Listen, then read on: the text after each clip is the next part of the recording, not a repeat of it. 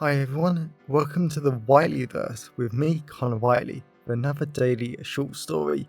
Now, before I start today's story, please remember to like, comment and subscribe to the channel so you don't miss any new content, and the engagement really helps the Whiteleyverse with the YouTube algorithm. Also, if you want to buy this short story and any of my other fiction, then they're available from all major ebook retailers and at your local bookstore and local library if you requested, and you can order paperback copies from Amazon. Now, here's today's short story. I hope you enjoyed just as much as I did writing it. The one that got away. Looking around his little London apartment, Brad looked at the smooth, cold brown oak floor for his keys. He could have sworn he had seen them a moment ago. Those things were nightmares. In case he had missed them, Brad looked at the brown wooden table and chest of drawers that lined the smooth white walls of his apartment. The keys weren't there, but Brad could still see so much junk, like letters and open cardboard boxes that needed to be sorted, including a ton of boxes next to him. Brad knew he had only arrived yesterday in London, and he had spent all morning and early afternoon unpacking, but he wanted to have unpacked all his things by now. At least he had the rest of the afternoon and evening to sort out his clothes and other things from the boxes. But he needed to find his keys first, because Brad did need to get some milk. The cute little sachets of milk his mother had probably stolen for him had all run out sadly. Getting milk sounds easy, except he had no idea where the nearest corner shop was. Did they even have corner shops here in London, or was everything a supermarket? Those simple questions made Brad smile a little as he got excited for the day ahead. He just had a feeling that this was going to be a great first day in London. Breathing in the sweet cedarwood air from an air freshener he had going, Brad checked his pockets, and surprisingly enough, they weren't there. Where were they? Casting his mind back to Dover in the far south of England, Brad felt a wave of emotion wash over him as he remembered the great friends and boyfriend he had left behind. But in all fairness, the beautiful boyfriend had made it clear to him Brad wasn't worth his time, and going to London for a new job was pointless. Also, there was some moaning about Brad not being able to commit to him, but Brad didn't believe him. After all, it was always Brad who had done everything in their relationship. Brad was definitely better off without him. Walking away from the conversation and that amazing relationship was next to impossible for Brad, but he did it. He actually did it.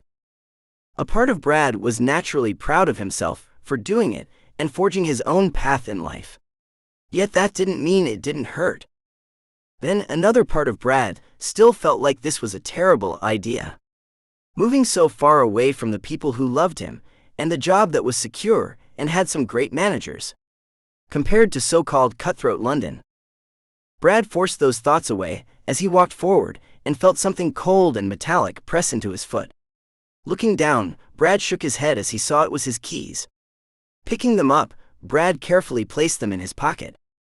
Looking at a cardboard box next to him, Brad brushed his fingers over the smooth cardboard and saw the edge of a brilliant card his best friend Victoria had written him before Brad left. She asked him a simple question in the card because she had to go aboard sadly before he left. Victoria asked him why he had to go. Brad knew there was nothing hurtful or sad about the card. His best friend wanted the best for him, and Victoria had promised to visit him as soon as she returned. Yet it still made Brad think because, of course, he was young, so he wanted to explore and live his own life beyond Dover. But he really wanted to experience the gay nightlife here in London.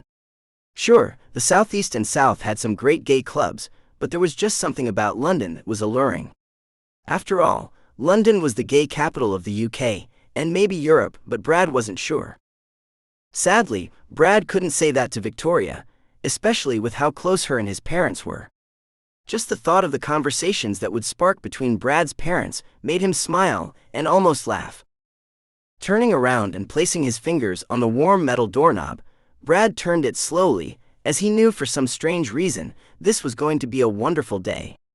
The end of his first day in London was going to be rememberable. Stepping outside of his high-rise London workplace, Harry walked to one side and pressed his slim suited back against the warm metal of the building. He knew it must have looked weird, and lots of his colleagues basically ran from the office after work. But Harry always liked to rest for a few minutes before going home.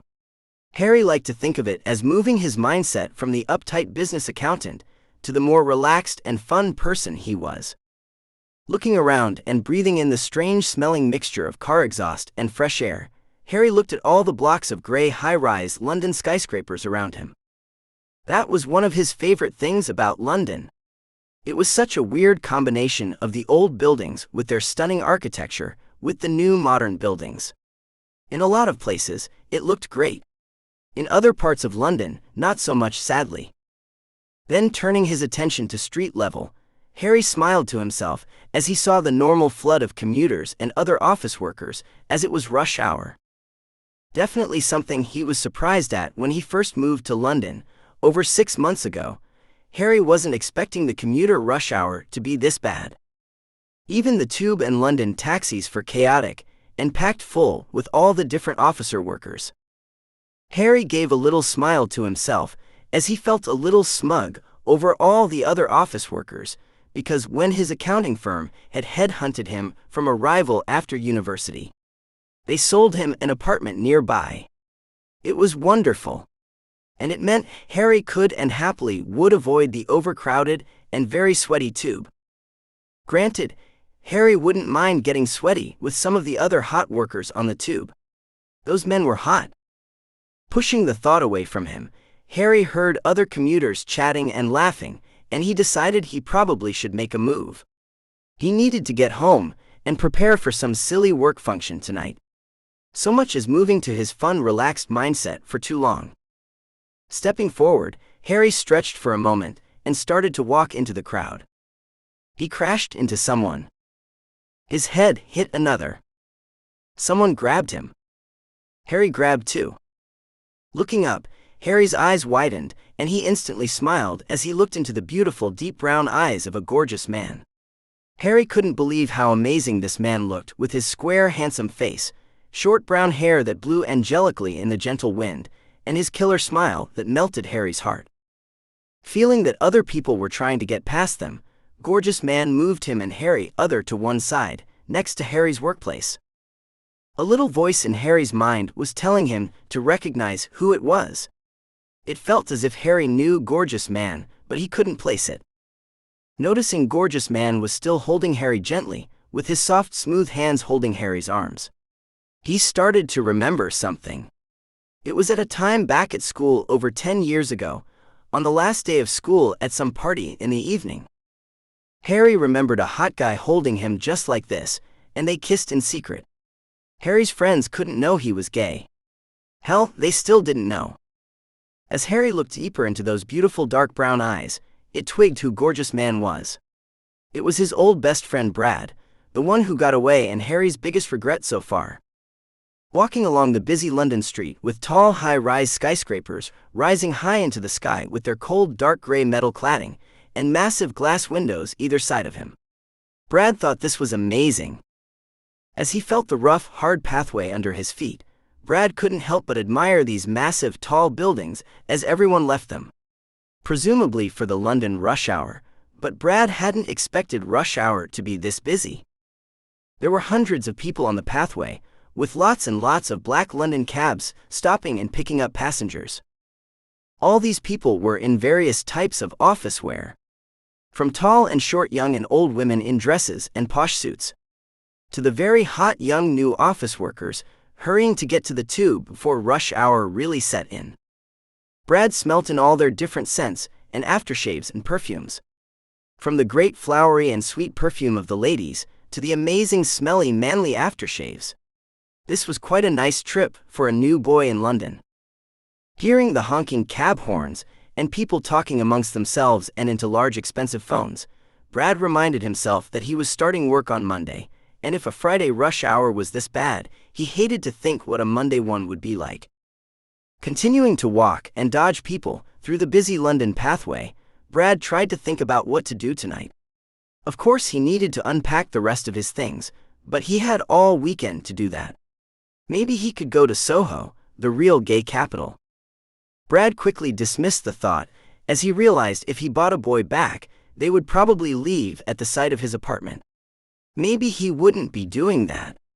But Brad walked into someone. The person moaned. Brad grabbed them. He looked at the person. The other person looked back, and oh, Brad couldn't believe who it was. He would recognize that beautiful youthful face anywhere with that smooth, stunning smile, and looked so boyish and suggestive. Even this sexy guy's hair was just as he remembered it. Perfectly blonde, and wonderfully short on the sides but long on top. And in that beautiful tight suit that highlighted everything wonderful about this guy. Brad smiled as he saw his old but utterly stunning best friend Harry.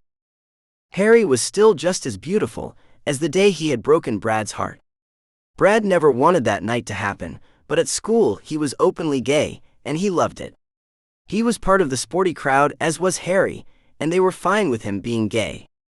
A surprising fact at the time, so at that last night celebrating the end of school, Harry had kissed him so much. Brad frowned as he remembered the rest of the night when Harry had come back to his place. Nothing happened, sadly. But he left early next morning without saying a word. That had hurt Brad so much. Harry had even blocked him on all the social media sites and by text and phone. An amazing kiss, but Harry got away. Realizing he was holding Harry's wonderful forearms, and he was actually sweating slightly, Brad thought, what would he do now? This was clearly weird. After 10 years, suddenly running into the beautiful schoolboy crush. He heard someone and lots of other people trying to get past, so Brad gently moved Harry to one side, next to another high-rise London skyscraper. In that moment, Brad thought about how great Harry felt. It was like pure chemistry was going through them as Brad looked at Harry's amazing face. He was so beautiful. Then he realized he needed to do something. This was clearly weird, and he hated himself for being so weird. He was always the cool, straight-acting gay kid at school. He certainly wasn't like that now. "Hey, Harry," Brad said, instantly regretting how lame that sounded. Harry smiled a little more, before frowning slightly. "Hi, Brad, Brad let go of him. "It's okay. It was over 10 years ago. It's fine. It's not okay. I should have stayed and explained and..." As much as Brad loved to see Harry, and he was well. This felt so weird. He loved Harry. He had always loved Harry, but Brad didn't know. All he knew was his stomach was churning, and his eyes were as wide as they could be. In case this was the last time he ever saw Harry, he wanted to remember this beautiful man. "I left you that night because I was so scared. You remember what the other guys were like. You were the only gay they liked." Brad had to nod at that comment. The other sporty guys still said plenty of anti-gay stuff in front of them. That was probably why he didn't contact any of them. Brad didn't know where any of them were now. "How's your girlfriend or wife now?" Brad asked, knowing Harry had a girlfriend in school. He thought Tina was her name. Harry gave Brad a boyish grin. "She left me shortly after school. I haven't had a girlfriend since." Harry kept giving Brad that beautiful boyish grin, and it took Brad a few seconds to know what he meant. Brad really smiled at that. So after all his time, Harry was actually gay. It was only then that Brad realized he had convinced himself Harry left him that night because he wasn't gay. And Brad was some drunk mistake. The sound of people crashing into each other as they hurried to the tube reminded Brad he should probably go too. But he didn't want to. He needed to find out more about Harry and what he had been doing for the past 10 years. And of course, if he had a boyfriend. Harry looked around and passed a business card to Brad. "I need to go. I got a work thing." Then Harry paused and Brad looked up, admiring that beautiful, stunning face and that really suggestive smile. "Please come tonight, I want to see you. Address is on there." Harry gently stroked Brad's face and disappeared into the crowd. Brad looked at the little business card and knew or hoped this was his shot. Laying on his soft, velvety bedsheets, After having a warm, refreshing shower, Harry just stared at the posh white ceiling of his expensive penthouse apartment. Harry had always loved this place with its massive glass walls outside the bedroom, allowing him to admire all of London in its breathtaking beauty. He could see all the amazing sights like Westminster, the London Eye, and more. But perhaps his favorite part was all the expensive and posh appliances and glass tables in the kitchen and living area. It made him feel accomplished and posh, something a boy from Dover rarely felt. As Harry felt the warm, soft sheets mold to his body and breathed in his sweet orange shampoo, he remembered how hard he had worked to get here, but seeing wonderful, gorgeous Brad today made it all feel slightly pointless.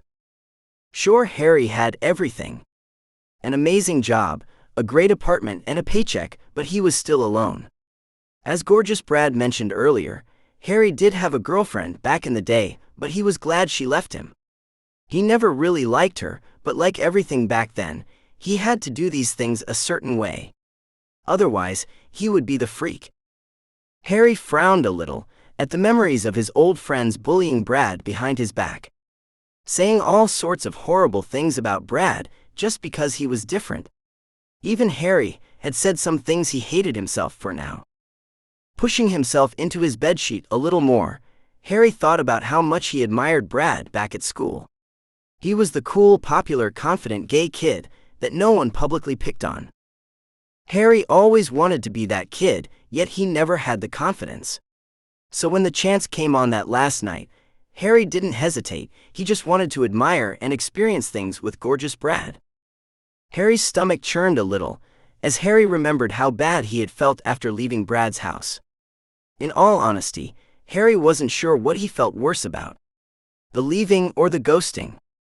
Every day, he hated himself for that. It was the least gorgeous Brad deserved, after giving Harry the confidence to accept himself as gay. But Harry was afraid. He was always afraid of people thinking of him as weird, deluded, or all those other silly terms used to describe his kind. And they were his kind. Turning his head to look at the massive mirrored built-in wardrobe next to his bed, Harry ignored himself in the mirror and tried to think about what to wear. Still, Harry couldn't stop thinking about what he had done to that utterly gorgeous Brad 10 years ago. Harry's hands started to sweat, and his face started to turn red. He knew straight away that he felt weird and a bit lightheaded. But he knew why, after listening to all of his old school friends talk about how they felt with their girlfriends. He knew he was excited and happy to see Brad again. Forcing himself up so he sat up on his soft, cool bed, Harry smiled as he was determined to do something about 10 years ago. He might not be able to change the past, but he could easily change the future and make sure Brad wasn't the one who got away. Standing outside the posh and extremely expensive-looking hotel in the heart of London, Brad couldn't believe how amazing and posh it looked.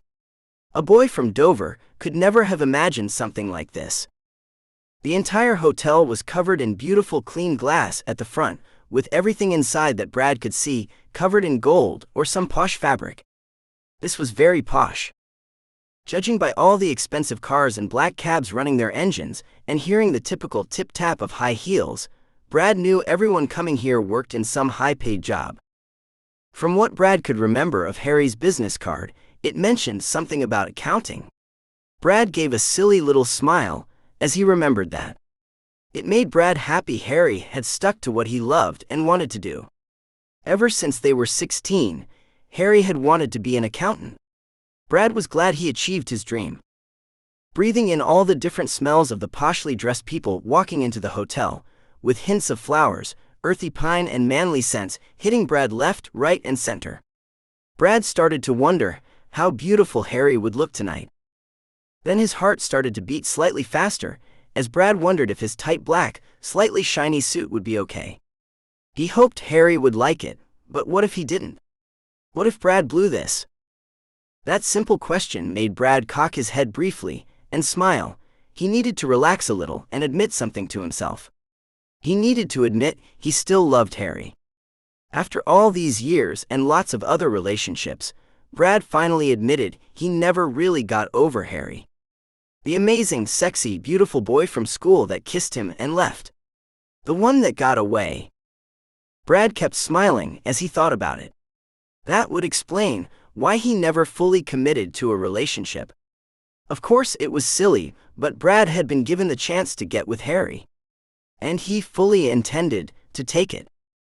A massive whiff of a strongly flowery perfume went up his nose as a posh elderly woman walked past.